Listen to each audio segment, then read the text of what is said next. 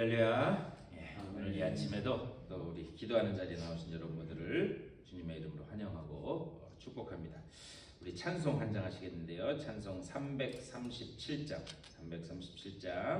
여러분 옛날 찬송가, 통합 찬송가는 363장입니다. 내 모든 시험 무거운 짐을.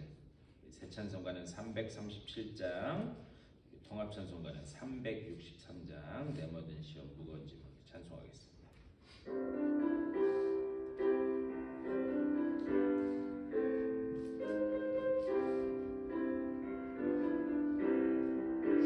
내 모든 시험 무거운 짐을 주 예수 앞에 아뢰이면 근심에 쌓인 날 돌아보사 내 근심 모두 맡으시네. 무거운 짐을 나 홀로 지고 견디다 못해 쓰러질 때 불쌍히 여겨 구원해 주리. 은혜의 주님 오직 예수. 내 모든 괴로움 닥치는 환난 주 예수 앞에 아뢰이면 주께서 친히 날 구해 주사 넓으신 사랑 베푸시네. 무거운 짐을 나 홀로 지고 견디다 못해 쓰러질 때 불쌍히 여겨 구원해 주리. 은혜의 주님 오직 예수. 내 짐이 점점 무거워질 때 주 예수 앞에 아뢰이면 주께서 친히 날 구해 주사 내 대신 짐을 져주시네. 무거운 짐을 나 홀로 지고 견디다 못해 쓰러질 때 불쌍히 여겨 구원해 주리. 은혜의 주님 오직 예수. 마음의 시험 무서운 죄를 주 예수 앞에 아뢰이면 예수는 나의 능력이 되사 세상을 이길 힘주시네. 무거운 짐을 나 홀로 지고 견디다 못해 쓰러질 때 불쌍히 여겨 구원해 주리. 은혜의 주님 오직 예수.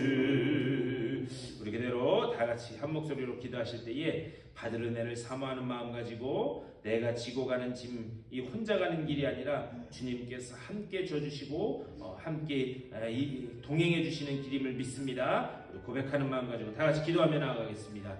우리 주님의 크신 사랑과 은혜를 감사드립니다. 아버지, 오늘 이 아침에도 또 기도하면서 아버지 하루를 시작하게 하시니 감사를 드립니다. 아버지여, 우리의 가는 길 가운데 주님이 임마누엘로 동행하고 계심을 믿사오니 아버지여, 이 짐을 내가 혼자 지고 간다는 그런 생각은 버리게 하여 주시고 주님이 나의 짐을 같이 지고 주님께서 가심을 아버지 믿고 담대하게 한 걸음 한 걸음 발걸음을 떼는 우리 모두가 될 수 있도록 주의 인도하여 주시옵소서. 오늘 이 아침에도 주님의 말씀을 나눌 때에 주의 말씀이 들려지게 하여 주시고 그 가운데 주님의 뜻이 깨달아져 아버지 정말 주님 말씀 붙잡고 나아가는 복되는 날 될 수 있도록 주여 인도하여 주시옵소서.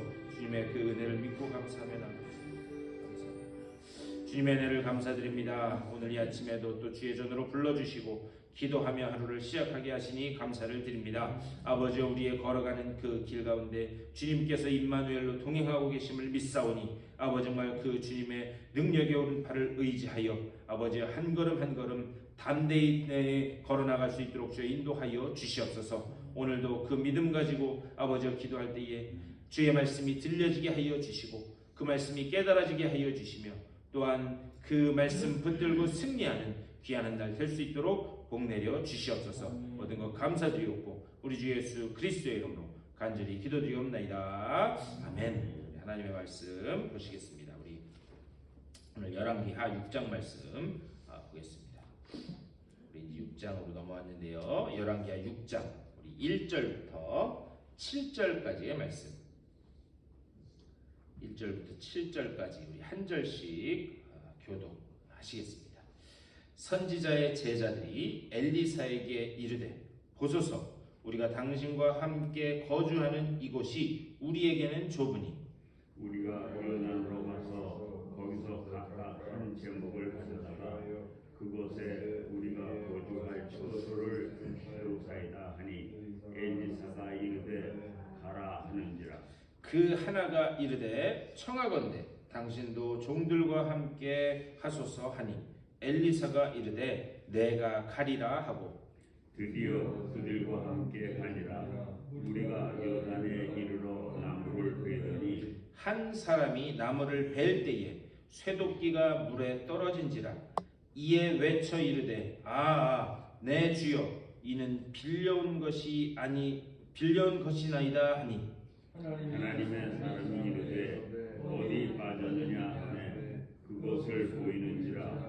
엘리사가 나뭇가지를 베어 물에 던져 쇠도끼를 떠오르게 하고 7절 다 같이 읽겠습니다. 이르되 너는 그것을 집으라 하니 그 사람이 손을 내밀어 그것을 집으니라. 아멘. 오늘도 이 말씀 가지고 또 우리 말씀 나누도록 하겠습니다.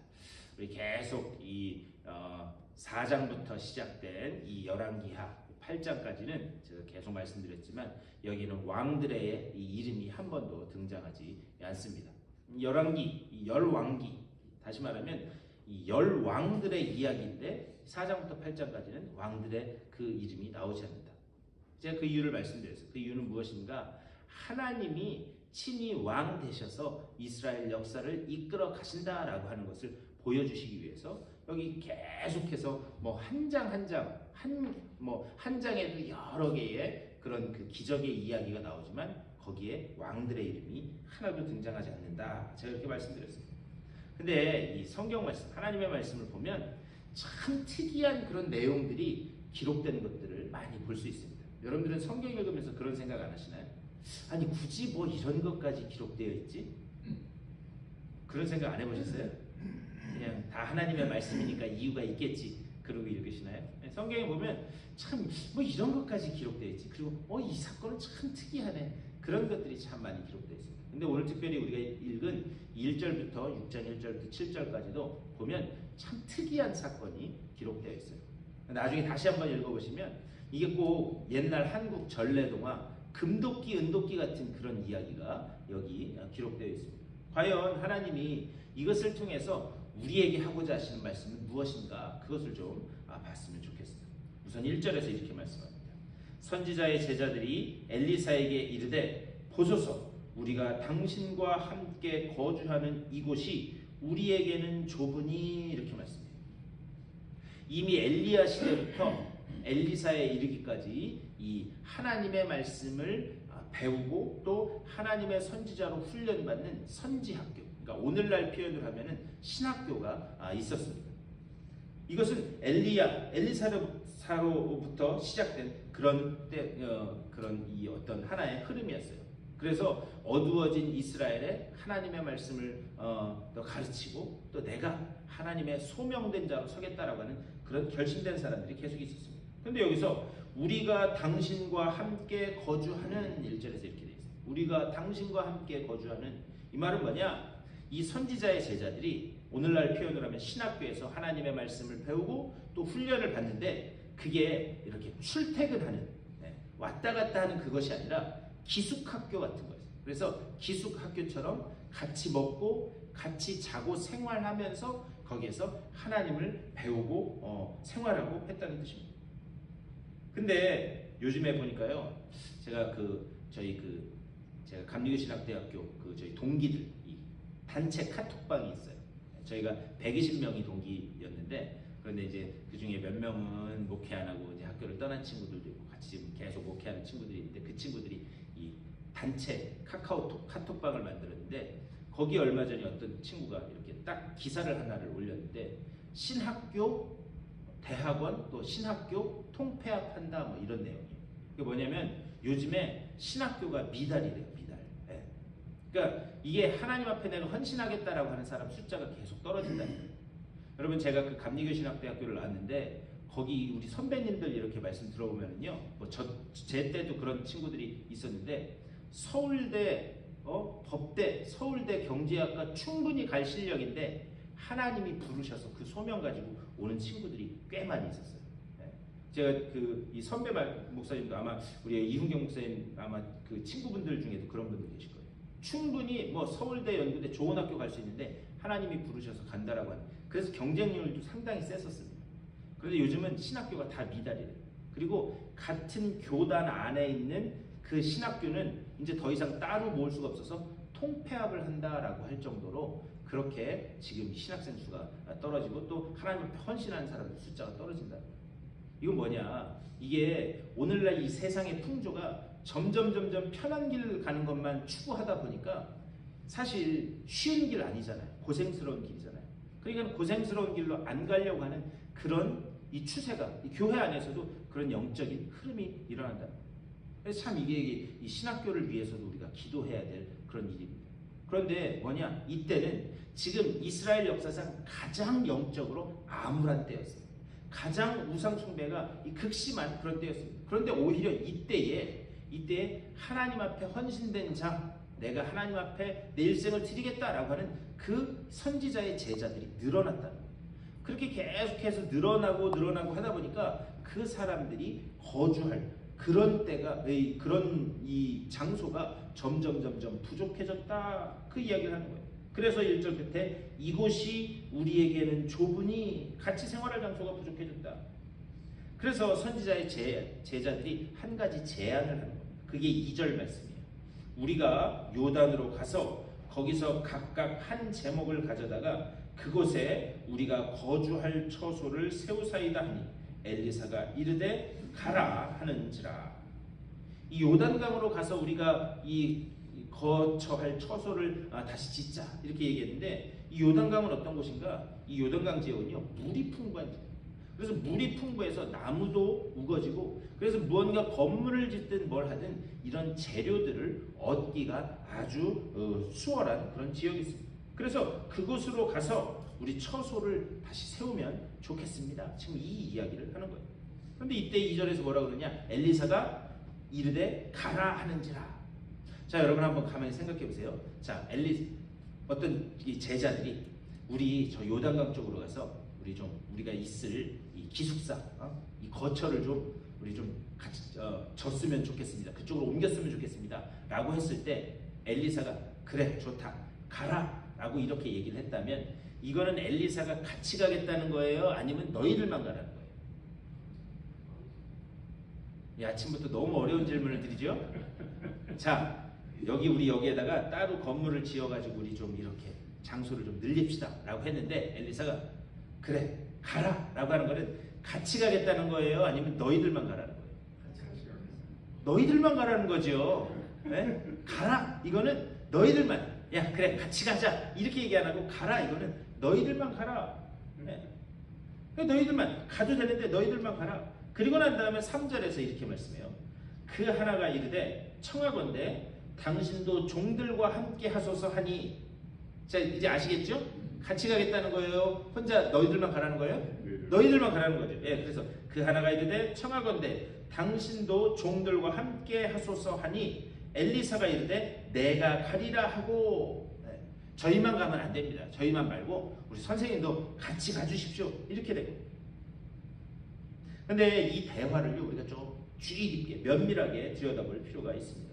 왜 엘리사는 처음에는 그래 가라 너희들만 가라 이렇게 얘기했다가 나중에 그래 같이 가자 왜 이렇게 바뀌게 되었을까? 특별히 이 같이 가주십시오라고 한 이 한 선지자의 제자는 왜 엘리사에게 같이 가주십시오 이렇게 얘기한 것일까? 사실 이제 이후에 보겠지만은 이것은 엘리사가 제자들을 시험하기 위한 거였어요. 그 결론은 나중에 보기로 하고 우선 제자들이 왜 엘리사에게 선생님 우리만 보내지 말고 같이 가주십시오 이렇게 이야기했는가? 이것을 알아야 오늘 말씀을 우리가 제대로 이해할 수 있습니다. 이 예레미야 49장 19절 말씀 보면 하나님이 예레미야를 통해서 주신 말씀이 있어요. 제가 읽어드릴게요. 여기 이렇게 되어 있습니다.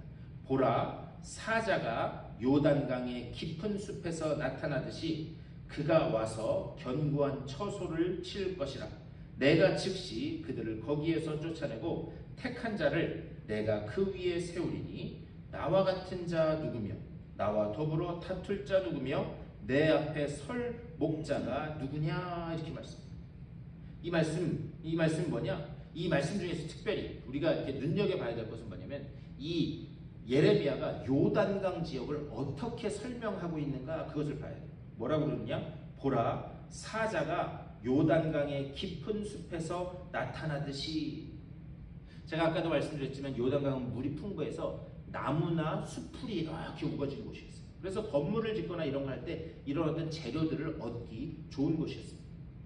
그런데 반면에 수풀이 우거지고 하니까 거기에 뭐가 막 모이겠어요? 동물들이 막 모이겠죠. 그래서 사자, 이런 곰, 이런 맹수들이 바글바글한 곳이 또한 그 요단강 주변이었습니다. 다시 말하면 거기에서 무언가 작업을 한다라고 하는 것은 뭐냐? 내 목숨을 내걸을 수도 있다라고 하는, 목숨을 내걸 만큼 위험한 곳에서 뭔가 일을 해야 된다라고 하는 것을 의미했습니다. 그래서 제자들이 엘리사에게 같이 가주십시오. 지금 얘기가 이렇게 됩니다. 그런데 지금 우리가 여기서 한 가지 발견해야 되는 건 뭐냐? 지금 이 사람들은 북이스라엘의 아주 가장 극심한 그런 영적인 타락, 그 속에서 우리는 절대 이 시대의 흐름에 따르지 않겠습니다. 비록 온 나라가 우상 숭배 천지일지라도 우리는 그것을 따르지 않고 하나님의 말씀만, 하나님이 인도하시는 대로만 가겠습니다. 그것을 작정한 사람들이, 오직 온 세상이 흔들려도 소망이 하나님 외에는 없습니다. 말씀밖에는 길이 없습니다. 이것을 결단한 사람들입니다. 그런데 이때에 이런 사람들이 거할 처소가 비좁아져서 요단 강변으로 옮겨서 새로운 터전을 찾는다. 그 사람들이 어떻게 하는가? 제자들은 같이 가주십시오, 이렇게 요구하는 거예요. 이 말은 우리끼리 가기가 좀 그러니까 선생님, 좀 우리끼리 가면 위험할 수도 있으니까 같이 가주십시오, 이 차원의 이야기를 한 게 아닙니다. 우리가 이 말씀을 자세히 들여다봐야 되는데, 이 제자들이, 특별히 이 한 제자가 선생님 같이 가주십시오 라고 했던 이유는 뭐냐? 이 암울한 이때에 오직 길은 하나님의 말씀밖에 없습니다. 그러니 하나님의 온전한 말씀을 우리들에게 가르쳐 주시고 우리들이 배울 수 있는 그 길을 열어주시는 당신이 꼭 같이 가주셔야 됩니다. 그곳에서 하나님의 말씀을 내가 배워야 이 어두운 이때에 내가 하나님의 말씀을 온전히 전할 수 있습니다. 그런 의미로 같이 가주십시오 라고 그렇게 이야기합니다. 그리고 난 다음에 이 이야기를 들은 엘리사가 드디어 그것을 깨닫고 4절에서 이렇게 말씀합니다. 드디어 그들과 함께 가니라. 무리가 요단에 이르러 나무를 베더니, 여기서 제일 처음에 드디어라고, 드디어. 그러니까요, 이게 무슨 말이냐면 그냥 한 번, 두 번 이야기하고 그런 게 아니에요. 아마 안 간다 엘리사는 계속 그랬던 것 같아요. 그리고 제자들은 계속 같이 가주십시오 이야기했던 것 같아요. 그래서 몇 번의 이야기가 온 다음에 드디어 엘리사가 같이 가게 됩니다. 근데 문제는 여기서부터 시작돼요. 5절 말씀. 한 사람이 나무를 벨 때에 쇠 도끼가 물에 떨어진지라. 이에 외쳐 이르되 내 주여, 이는 빌려온 것이니이다 하니. 이제 건물을 짓기 위해서 나무를 베기 위해서 도끼질을 하다가 이 도끼의 이 쇠, 이 머리가 이 도끼 자루에서 빠져서 물에 빠져버린 거예요. 근데 그게 또 자기 게 아니에요. 자기 게 아니고 남의 것을 빌려왔는데 빌려온 남의 것을 물에 빠뜨려서 잃어버리게 된 거, 망가뜨리고. 근데 도대체 도끼라는 게 뭐길래? 도끼 빠졌다고 내 주여 그렇게까지 할까? 사실 이 신명기 19장 말씀 보면은요, 거기에 이렇게 말씀 중에 이 모든 집들마다 도끼 하나씩은 다 있었던 것을 볼 수가 있습니다. 오늘날 그런 거예요. 여러분 집에 공구 하나씩은 다 있으시죠? 공구 없으세요? 아니, 드라이버 하나 정도는 다 있으실 거 아니에요. 드라이버하고 망치 하나 정도는 다 있으실 거 아니에요. 제가 그거 없는 집 본 적 없습니다. 심지어 저기 어디 남의 집 새 살아도 드라이버 하나는 다 갖고 있어요. 그러니까요, 이 도끼라고 하는 것도 당시에 모든 집에 하나씩은 다 있을 만한 그런 기구였어요.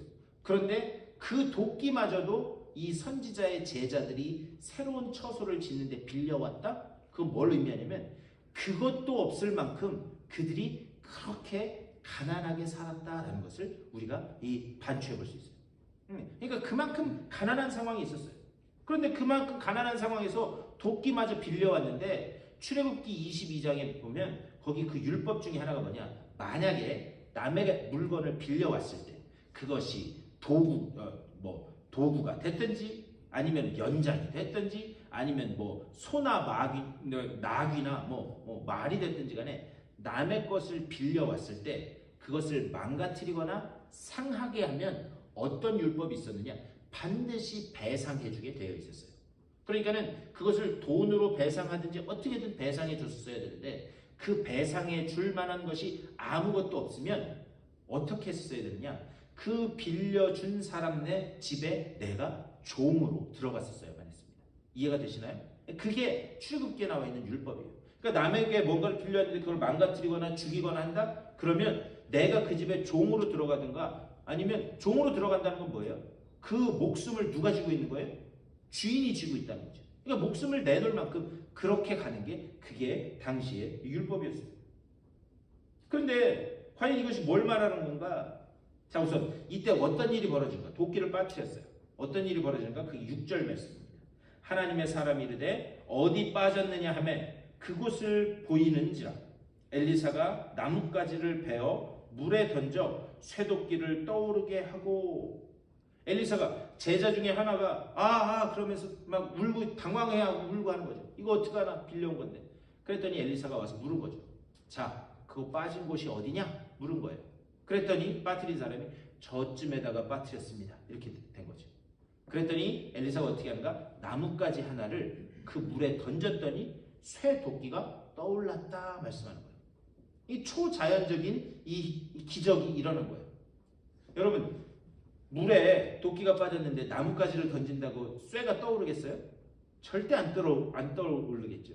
그런데 나뭇가지를 던지자 쇠도끼가 떠올랐다. 이런 초자연적인 그런 기적이 일어나게 됩니다.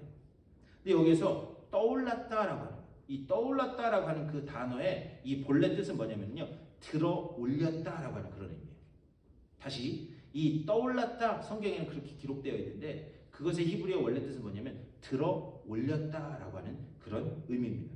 다시 말하면 물에 덮여서 가라앉아 있는 것을 들어 올렸다라고 하는 말이에요. 여기에서 들어 올렸다라고 하는 것은 두 가지 의미를 담고 있는 거예요. 하나는 뭐냐? 들어 올렸다. 그런데 그 들어 올려지는 그 쇠도끼가 뭐에 덮여 있었다? 물에 덮여 있었다. 이 두 가지를 의미하는 게 이 떠오르다라고 하는 그 단어의 그 의미입니다. 자, 그렇다면 이제 다 왔어요. 이게 성경 전체에서 뭘 의미하는가? 우리가 그것을 보면 오늘 이 말씀을 통해서 하나님이 우리에게 하시는 말씀의 의미를 알 수가 있습니다. 성경 전체를 통해서요, 물에 잠긴다라고 하는 것은 죽음을 의미합니다. 노아의 홍수 시대에도 온 세상이 물에 잠김으로 인해서 어떻게 했어요? 방주 안에 있는 노아와 그 가족들만 빼놓고는 다 물에 잠겨서 죽게 됩니다. 성경에서 물에 잠긴다라고 하는 것은 죽는다라는 것을 의미해요. 그런데 그 죽음 가운데서 어떻게 되느냐? 아까 떠오르다가 뭐라 그랬죠? 건져 올린다, 들어 올린다라고 말했어요. 그 죽음 가운데 있는 그것을 건져 올려진 거예요. 그러니까 물속에 잠겨서 죽음 가운데 있는데 그것을 다시 건져 올려서 살린다. 이것은 성경 전체에서 뭘 의미하는가? 이것은 세례를 의미합니다. 세례. 그런데 여러분 잘 아시는 것처럼 예수님이 세례를 어디서 받으셨는가? 예수님이 요단강에서 세례를 받으셨습니다. 요단강에서 그분은 하나님이셔서 그럴 필요 없었지만 우리를 구원하시기 위해서 우리와 같은 모양이 되시고 우리와 같은 모양이 되셔서 이 땅에 내려오셔서 요단강에서 세례 요한에게 세례를 받으십니다. 그리고 세례를 받으시고 그 강물에서 나오실 때 하늘에서 음성이 들린 거예요.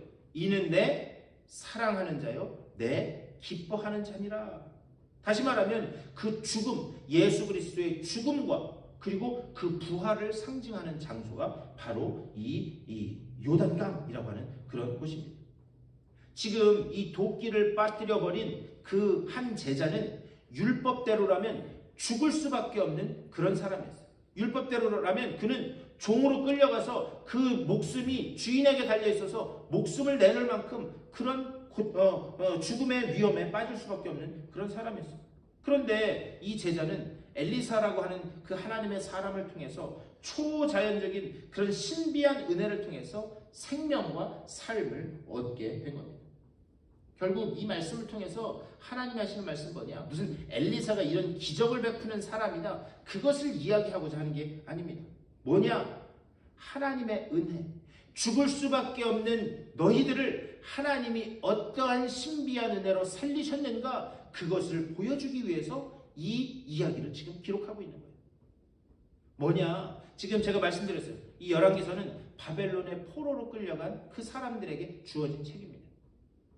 그렇다면 너희가 왜 바벨론의 포로로 끌려갈 수밖에 없습니까? 우상숭배와 너희 선조들로부터 시작된 그 우상숭배와 말씀을 떠난 죄가 너희들이 죽을 수밖에 없는, 물에 잠길 수밖에 없는 그런 상황에 놓이게 되었다.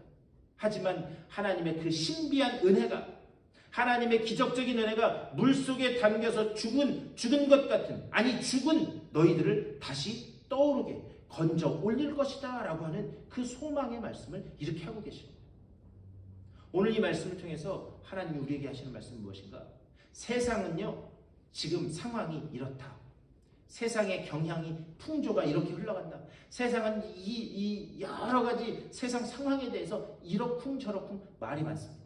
하지만 이때에 우리가 온전히 바라고 추구하고 우리가 붙들어야 될 것은 무엇인가? 오직 하나님의 말씀밖에 없는 줄 믿습니다. 왜 그런가? 하나님의 말씀 속에 신비한 은혜가, 우리를 살리는 은혜가 있기 때문에 우리는 오직 하나님의 말씀을 붙들 때에 그 신비한 은혜, 그 놀라운 생명을 얻게 되는 줄 믿습니다. 오늘도 이 말씀 생각하면서 기도하실 때, 하나님, 세상이 무엇라 말하든지 간에 오직 하나님의 말씀 속에 선한 길이 있습니다. 그 말씀을 붙들고 뚜벅뚜벅 세상을 향해서 한 걸음 한 걸음 내거디들 수 있는 그 믿음을 내게 허락하여 주시옵소서.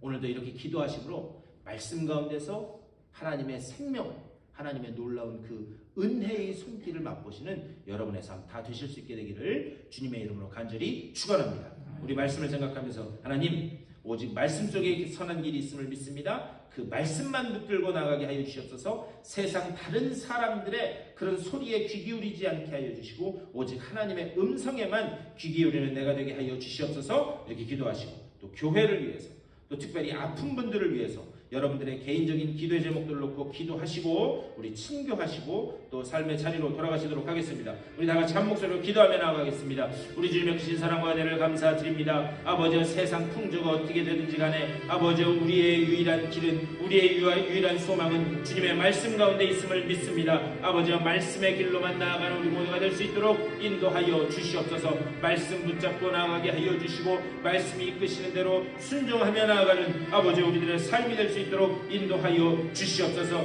하나님의 그 놀라운 구원의 손길을, 하나님의 그 역사하심의 손길을 아버지 의지하게 하여 주시고 아버지, 정말 죽을 수밖에 없는 우리들을 그 하나님의 놀라운 그 신비한 은혜로 아버지, 정말 그 놀라운 그 능력으로 우리를 살리셨음을 우리들이 기억하고 아버지, 정말 그 은혜에 감사하며 이제부터는 말씀이 이끄시는 그 길로 순종하며 나아가 하나님의 영광을 드러내는 주님의 준비한 일꾼들로 다설 수 있도록 인도하여 주시옵소서. 아버지, 우리에게 하나님께서 말씀하실 때에 그 말씀이 깨달아지게 하여 주시고 그 말씀 속에서 주님의 뜻이 발견되어지는 우리들의 삶이 될 수 있도록 아버지 인도하여 주시옵소서. 걸음걸음마다 하나님께서 말씀으로 성령으로 인도하심을 보며 주님의 그 앞에서 아버지, 정말 십자가 앞에 엎드리는 우리 모두가 될 수 있도록 인도하여 주시옵소서. 우리 교회가 아버지, 그러한 주의 일꾼들이 계속해서 모여드는 아버지 믿음의 공동체 되게 하여 주시옵소서. 아버지, 정말 주님 앞에 헌신된 자들이 아버지, 정말 주의 말씀을 붙잡고 살기를 원하는 자들이 계속해서 이 공동체 안에 모여들게 하여 주시고 이 가운데서 하나님의 말씀의 역사를, 아버지 성령의 역사를 맛보는 아버지, 정말 우리 교회 될 수 있도록 주의 아버지 붙잡아 주시고 좀 인도하여 주시옵소서. 특별히 우리 아버지 믿음의 공동체에 속한 아버지 정말 주님의 사랑하는 백성들, 이들 가운데 육체의 질병으로 고통받는 이들이 있습니다. 아버지여 그 육체의 고통 가운데서 아버지 정말 움직이기도 거듭하기도 힘든 그들의 고통을 주님께서 아시오니 한 분 한 분 찾아가 주시고 주님께서 주의 권능의 오른팔로 붙잡아 주셔서 온전히 치유의 광선을 비춰주시사 아버지 그들이 온데 그들 가운데 온전한 회복이 일어나게 하여 주시고 다시 건강한 육체를 가지고 주님 앞에 나와 주님 앞에 영광을 올려드리며 나아가는 그들 될 수 있도록 아버지여 주의 그 구원의 손길을, 신비한 그 기적의 손길을 아버지 그들에게 보여 주시옵소서. 아버지 정말 오늘 하루도 기도로 시작하는 이들 아버지 정말 그 각각의 기도의 제목들 주님께서 하시는 줄 믿습니다. 아버지여 제목들마다 하나님이 아버지여 구원의 손길을 베풀어 주셔서 아버지 정말 주님 주시는 능력으로, 주님 주시는 평안으로, 주님 주시는 소망 가운데서 아버지 정말 온전히 일어서 하나님의 그 주시는 하늘로부터 내려온 놀라운 회복과 아버지 정말 놀라운 치유를 맛보는 자들의 삶이 될 수 있도록 인도하여 주시옵소서. 성령의 능력으로 마음의 평안으로 주님께서 채워주시는 귀한 은총으로 주님 붙드시고 주님 인도하여 주시옵소서.